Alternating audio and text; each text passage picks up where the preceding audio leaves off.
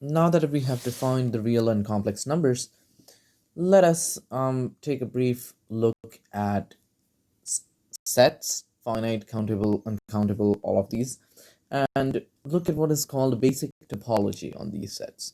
Okay, so what is topology? Topology is basically studying um, the shape of a set. Okay, topology is basically the study of shapes, and we'll see what that means in the coming few lectures. Okay, I'm going to read from the book a bit here because some of the concepts that are covered in the first few pages, we have already covered them before in our review about intersections and unions and all these things. Okay, so definition.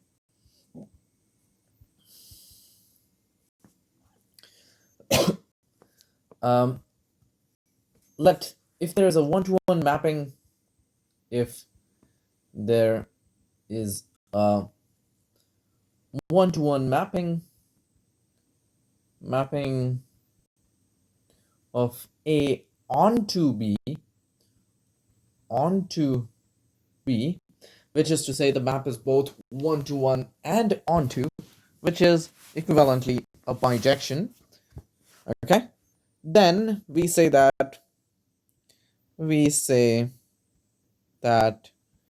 A and B A and B can be put in can be put in a 1-1 correspondence. 1-1 correspondence, or that A and B or that A and B have the same cardinal number. Have the same cardinal number. Um,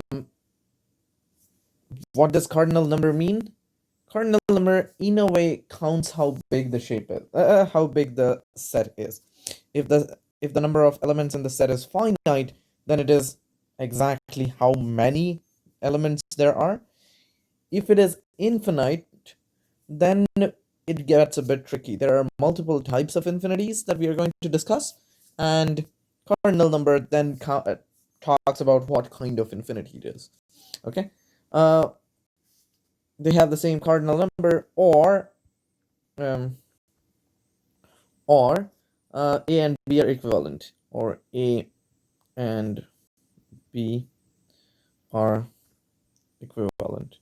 Equivalent, which is denoted, not written, denoted A equivalent to B. Okay, and this is an equivalence relationship, so it satisfies all the three properties, which are reflexive, symmetric, and transitive. Tilde is reflexive, symmetric, and transitive. Okay, as an equivalence relation should be. Okay, um, let us talk about something else. How we define cardinal numbers, what type of cardinal numbers are we dealing with? Definition. For any positive number, for any positive integer, for any positive integer, or maybe one non-negative. No, it's fine. Positive integer n.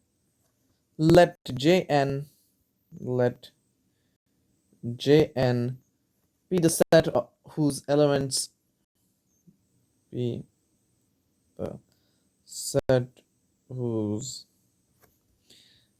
elements are integers or integers 1 to all the way up to n, and let J without the n be the set of containing all positive integers. Be the set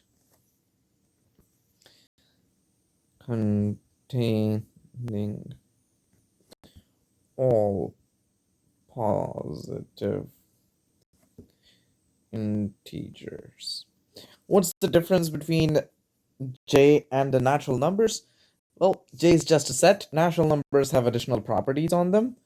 J is just a set. There is no relation as of now being put on J. There is no addition, multiplication, no properties are on J. Okay? Then first, A is finite. A is finite if A is equivalent to Jn for some n. For some n. Okay? We are going to consider empty set also as a finite set. Empty set is also finite. Okay?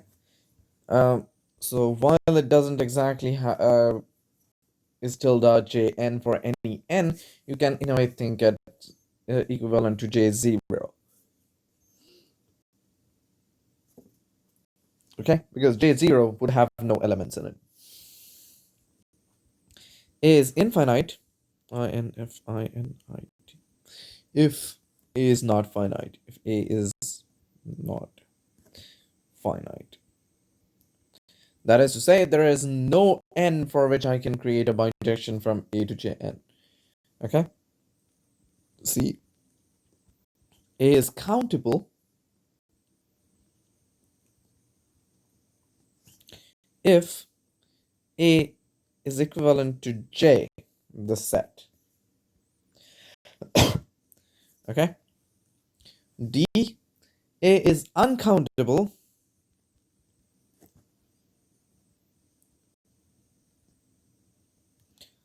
if A is neither finite, A is neither finite nor countable. Okay? Oops. And E, A is at most countable. A is at most countable if A is finite,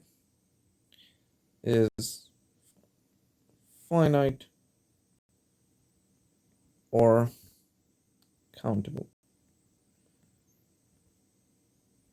Okay, in normal language, most of the times people ignore the at most countable and say that countable also means finite sets. Okay, which is what I'll be using, but the formal definition generally becomes that A has to be at most countable if it is finite or countable. Okay, countables are also sometimes called enumerable. Okay, countable also called enumerable.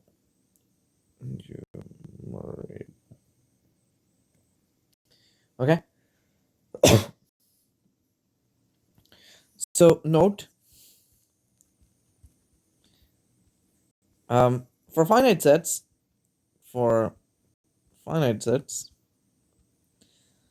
A is equivalent to B if and only if they have the same number of elements.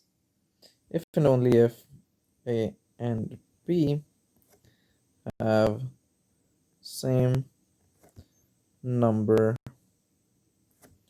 of elements.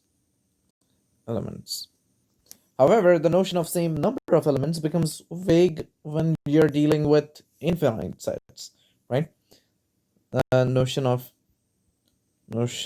TION of same number of elements becomes vague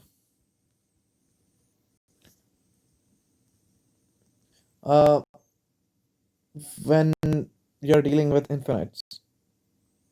When dealing with infinities. However, one-to-one retains one-to-one correspondence retains clarity. Retains clarity. If I can show at least one-to-one map, then I'm good. Okay. So for example,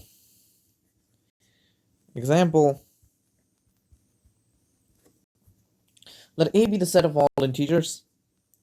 Let A be the set of all integers, and J, then A is countable, then A is countable. Okay, that is what we want to show. Well, countable means only positive integers, 1 to n. I am here talking about A from negative infinity to positive infinity of integers, right? So here's how I'm going to write all the elements of A. 0, 1, -1, 2, -2, and so on. 3, -3, 4, and so on. Whatever. Okay?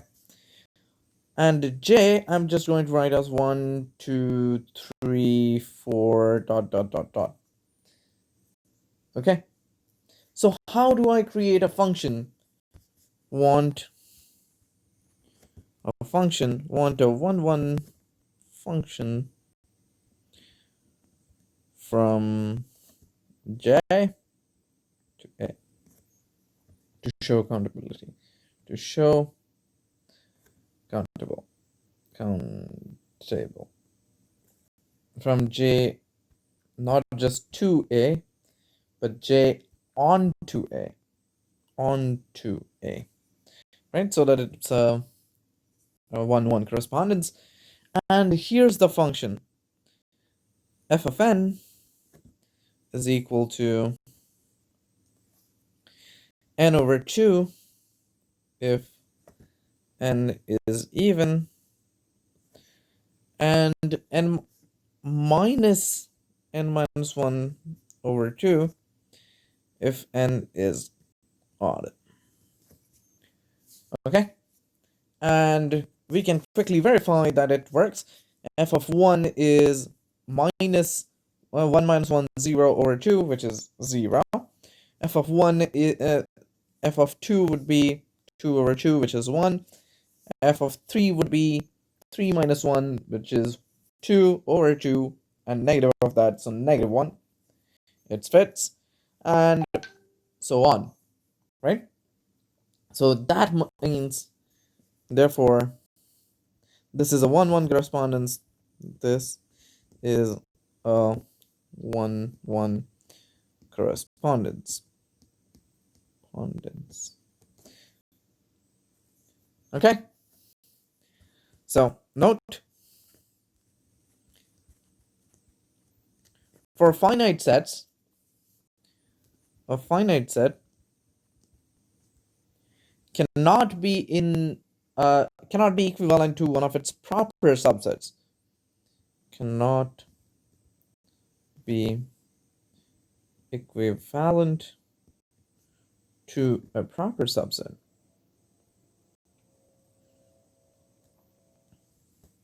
Okay. However, that is not true for however, this does not hold true for infinite subsets. This is possible.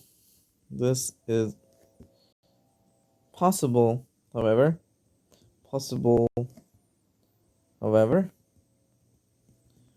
for infinite sets, as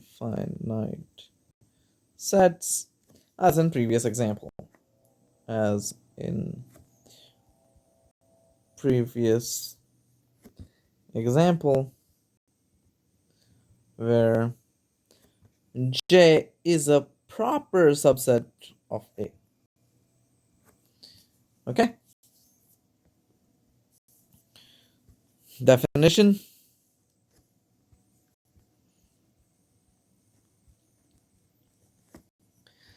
A sequence is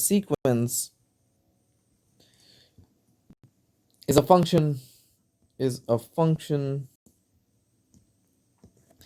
f on the set of all positive integers, on the set J of all positive integers.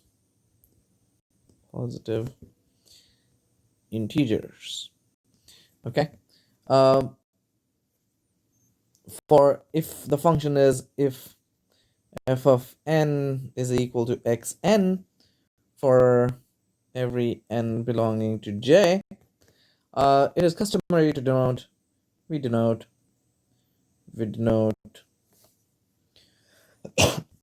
f by the symbol f by xn. N belongs to n. Okay. Often the n belongs to n is ignored, or x1, x2, dot dot dot. Okay, and so on. The values x1, x2, dot dot dot are called the values xn, just xn, are called the terms of the sequence,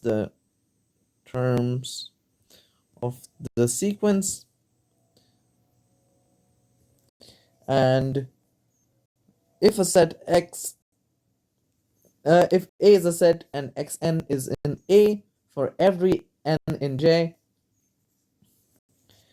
if A is a set and xn is in A for every n in J, then we just say that xn is a sequence in A. Then say xn is a sequence in A. Okay? Or a sequence of elements of A. Either way. Note, it is not necessary that xi's are different. Note, not necessary that xn are distinct. Okay, they could be distinct, but it is not necessary. Every countable set in that case is basically a range of a 1-1 function defined on J.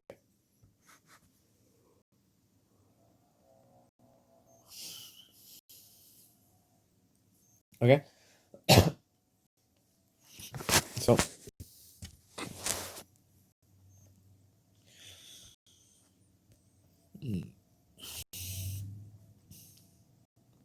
then let us look at the first important theorem, theorem 2.8.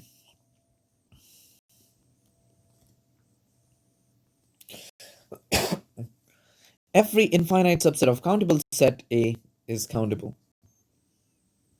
Every infinite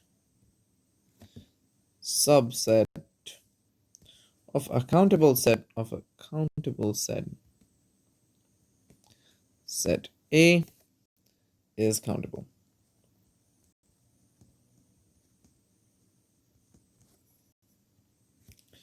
Okay, and here's the proof.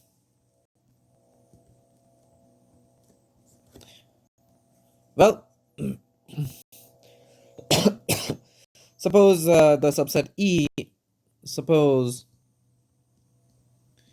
E is a subset of A, not necessarily proper, just a subset, and E is infinite. E infinite. Okay, now because A is countable, it is in bijection with J, which is to say there is a one-to-one sequence, a one-to-one correspondence between elements of J and elements of A, right? There exists 1-1 correspondence between A and J, right? As A is countable, A is countable. Therefore, what we can do is we can arrange uh,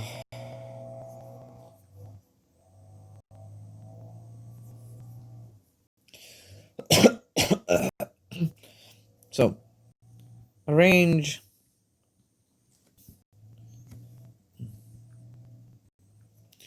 a arrange the elements of A, the elements X of A in a sequence of distinct elements of A in sequence of distinct elements. We will call this sequence xn, maybe. Sequence xn of distinct elements. Then construct another sequence. Construct a sequence xk as follows, or nk as follows. According to the book's notation, this sequence is called nk. So let's stick with that. Nk as follows. Okay. Let n1 be the smallest positive integer, be the smallest positive integer, and such that x and 1 belongs to E. Okay? Having chosen n1 to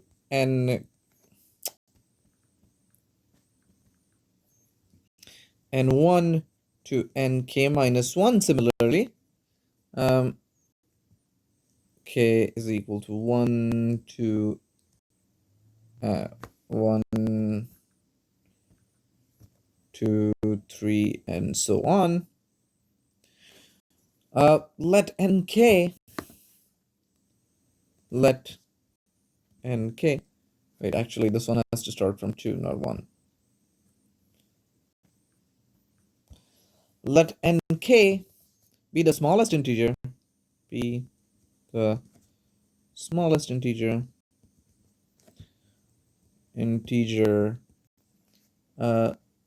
greater than nk minus 1, greater than nk minus 1, such that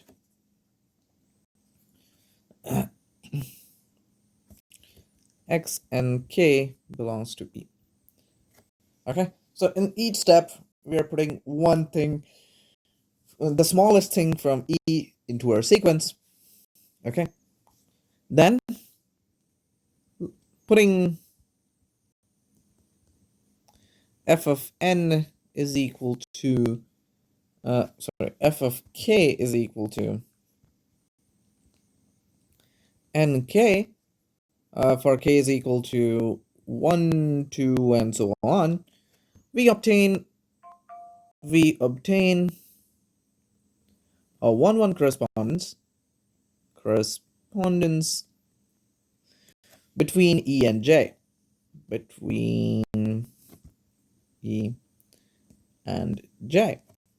right? Therefore, E is countable. Okay, and it's proved. Okay, roughly speaking, this is saying that countable is the smallest kind of infinity. Okay, every subset of a countable set has to be at most countable. Okay, and we will see that how to construct sets which are not countable. Okay. Uh, we have seen the properties of union and intersection before, so I'm not going to cover them right now. And we'll jump on to the next major theorem, which is theorem 2.12, 2.12. Let En, let the sequence En, or the sets En, be where n is equal to 1, 2, 3, and so on, be a sequence of countable sets. Be a sequence of countable sets. Okay? And put S is equal to union n belongs to n En, which is to say n is equal to n goes from 0 to infinity, 1 to infinity. Then S is countable.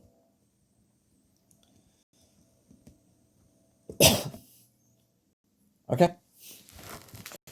Now, this is interesting. This is saying, okay, whatever you do, even if you take the union of all countable sets, right? You take a huge number of countable sets, take their union, it's still countable.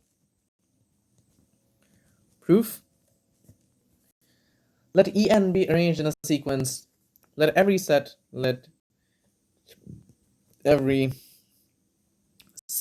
En be arranged in a sequence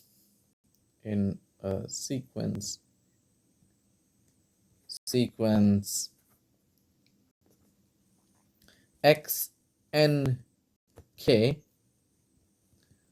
where k is equal to 1, 2, 3, dot, dot, dot. Okay?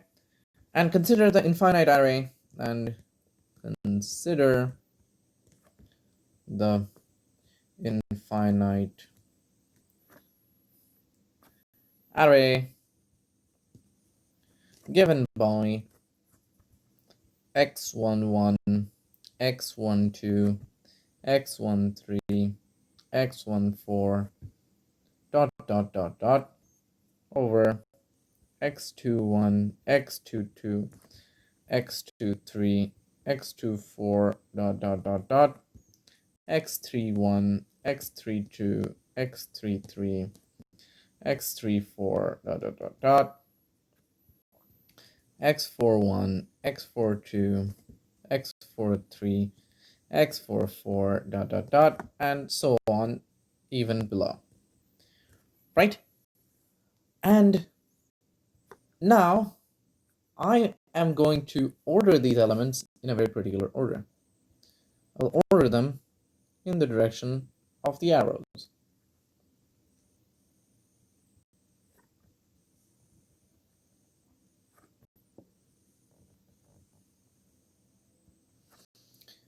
Okay? So consider the infinite array in which elements of En form the nth row. In which elements of En form the nth row. Okay? Well, then S contains all the elements of S are contained in this array. Then the array contains all elements of S. Contains all elements of S, right? And even possibly repeated, repeated,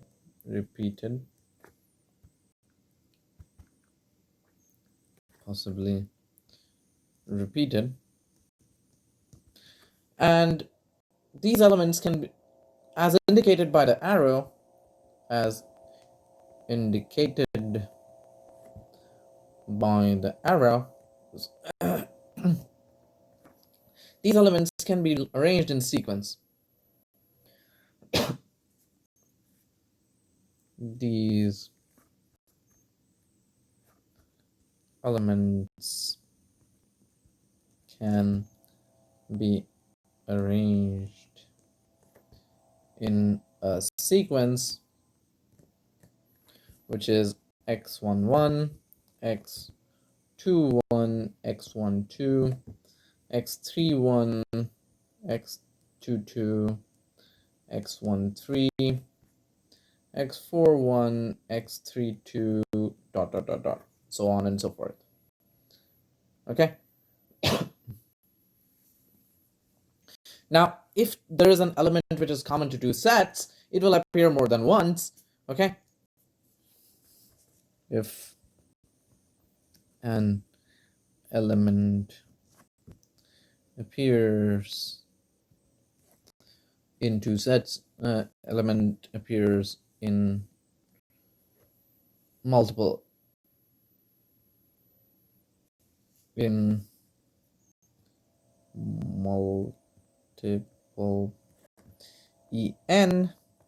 it will appear more than once. It will appear more than once, more than once, but that is not a problem. You can then just take a subset of this, right? Hence, there is a subset. There is a subset T of S. Subset T of J such that S is isomorphic to J, is equivalent to, such that S is equivalent to T, not J. S is equivalent to T, which shows S is countable by theorem 2.8. Okay. Great. Well, since E1 is a subset and E1 is infinite, S is infinite. So this is at most countable, actually. Is at most countable according to the book's definition. Since E1 is contained in S and E1 is infinite, S is infinite, and so it is countable, and thus countable.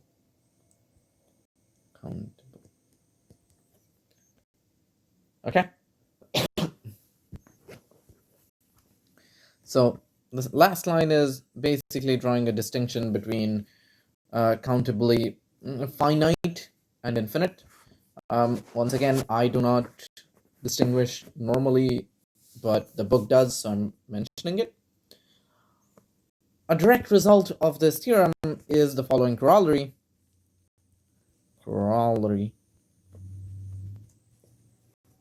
It says, suppose A is at most countable, and for every alpha, suppose A is at most countable,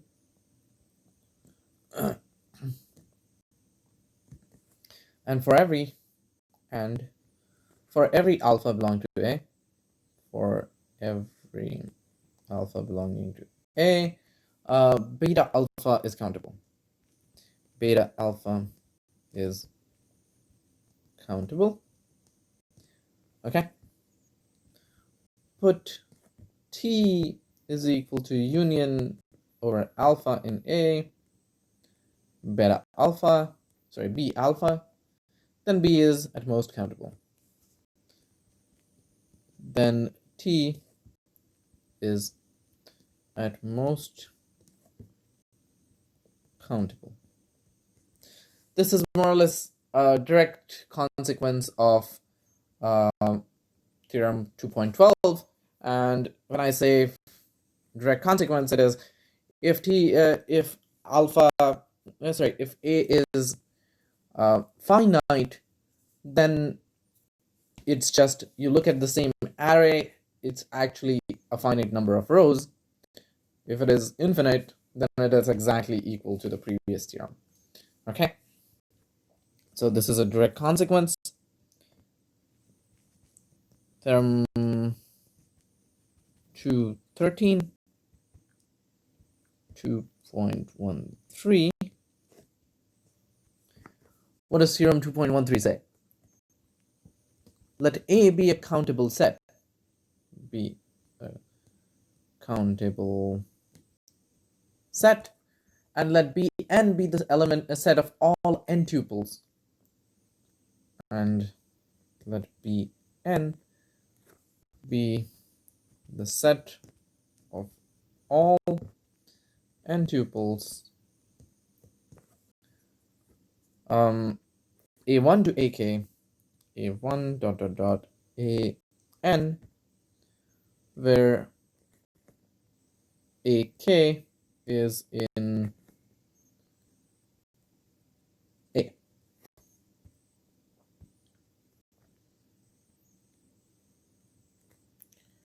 Okay, and the elements a1 to an need not be distinct, and the elements a1 to an need not be distinct. a1 dot dot a1 dot dot dot an need not be distinct. All right, distinct. Okay, then Bn is countable.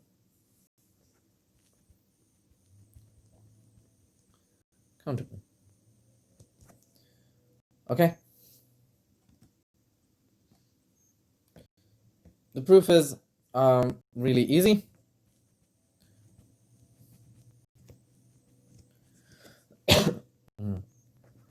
We are going to induct on n by induction on n. B1 is equal to A. Since and therefore base case. Okay. So now suppose induction step.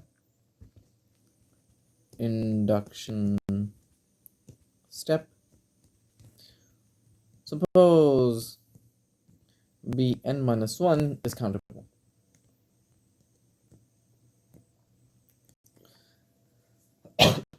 Okay. For n is equal to 2, 3, whatever, all the way up to n minus 1. Then the elements of Bn, then the elements of Bn can be written in the form B comma A, where B belongs to Bn minus 1 and A belongs to A. Okay. Well, now for any fixed B, for every fixed B,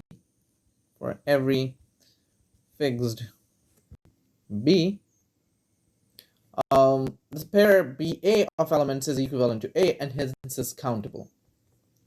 The set BA is equivalent to A and hence countable. And hence countable. Right?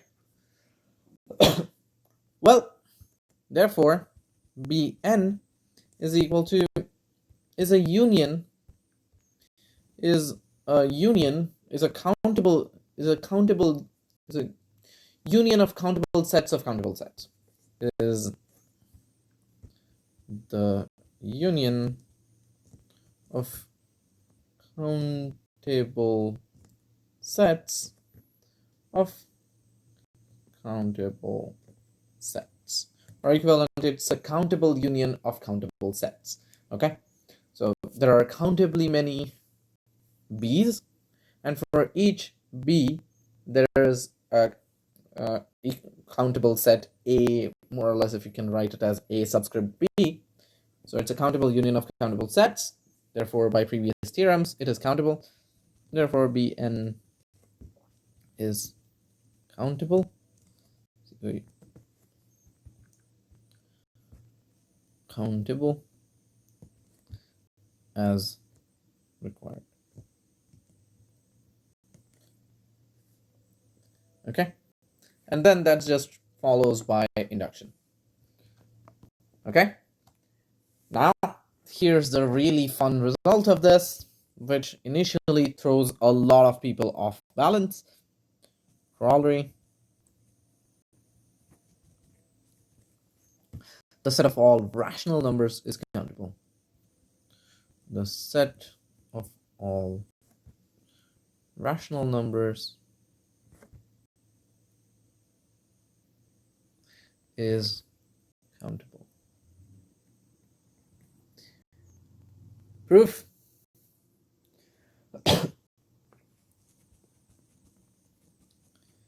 well, from everything we have done so far, the proof is really easy. Okay, apply theorem 2.13 to with n is equal to 2. With n is equal to 2, noting that every rational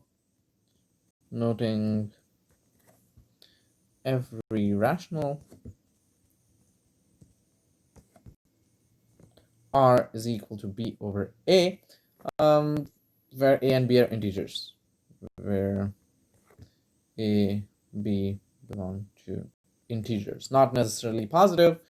A can't be 0, but b is an integer. The sets, the pairs a comma b, and therefore the set, and therefore the set of fractions b over a is countable. Okay, and this really throws people off for a loop, because this is saying that you can count all the rational numbers. You can create a one-to-one function from the set of natural numbers to rational numbers. Okay, and well, the idea is, if you want to visualize why it's working, the idea is you make an array same way as you made an array in 2.12. Okay, an array where the first row is denominators 1, second row is denominators 2, third row is denominators 3. You make an array like that, and it takes a bit of convincing yourself that it works out. Okay, because everything so far, infinities are super weird. Okay, and so even though rational numbers is in a way much bigger than the set of natural numbers, they have the same what was the word, cardinal, what was it? Cardinal number, right? They have the same cardinal number, which is why the idea of cardinal number is more important than the set of than how many elements does the set have. Okay, and now we get a proof that was so groundbreaking that the person who invented this proof, Cantor, had to be put in a mental asylum.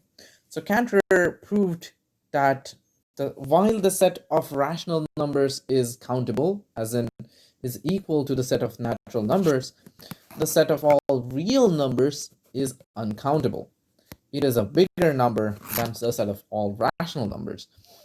And for this crime, um, most people Cantor was a devout Christian, and somehow the idea that there are two different kinds of infinities, or at least two different kinds of infinities, really threw him off, because for a way, in a way, to him, it meant that it was saying that there's different kinds of infinities that God has intended, which shouldn't work because there should be only one God and hence only one infinity. And he had a mental breakdown. And none of the mathematicians at that time actually believed him. They just laughed at him. But he had the proof, and he just couldn't believe what he had proved. And he eventually had a mental breakdown and um, had to be put in a mental hospital where I think he died. His proof was eventually acknowledged by people, and they realized that, well, we messed up. This is correct, and there are different kinds of infinities. And here's the proof. Let A be the set of all sequences of sequences whose elements are the digits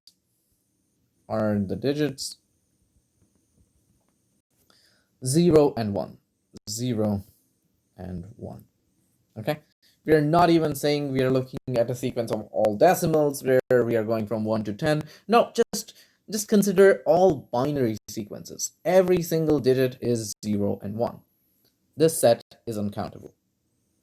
This set is uncountable. Okay, so think about think about it like this. You're basically looking at a set of all elements, maybe in 0 to 1, and they're written in binary. Okay, then if you have no further, like if it's a finite sequence, you can assume that everything else following the sequence is just constant zeros. Okay, so they are all different sequences. Proof. Let E be a countable subset of A. Let E be a countable subset of A. And let E consist of the sequences. Let E consist of the sequences S1, S2, dot, dot, dot, dot. Okay, S3 maybe, dot, dot, dot. Okay, so on and so forth. Then we construct a new sequence as follows. We construct a sequence S as follows. Sequence S as follows. Okay. If the nth term in S, in Sn is 1, we let the nth digit of S be 0. We let the nth digit of S be 0, and vice versa. and vice versa. Okay, well, what does that mean? Then this sequence S, then S differs from every element of E in at least one place. Then S differs from every element of E, every element of E in at least one place. One place, and therefore, and hence, S does not belong to E. Right? Well, what does that mean? But S belongs to A because it has a sequence in 0, 1. So E is a proper subset of A. E is a proper subset of A. Okay.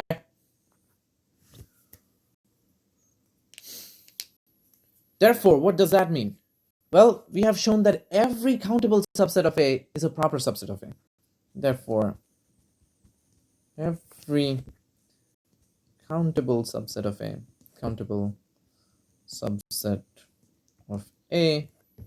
is a proper subset of A, which means that therefore A has to be uncountable. A is uncountable. If it was countable, then by the same logic, A would have to be a proper subset of A, which is bonkers, right?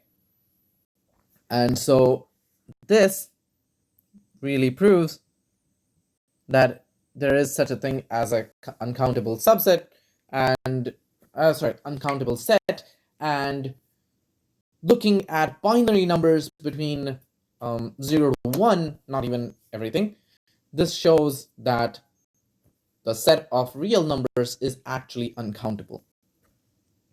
This shows that the set of real numbers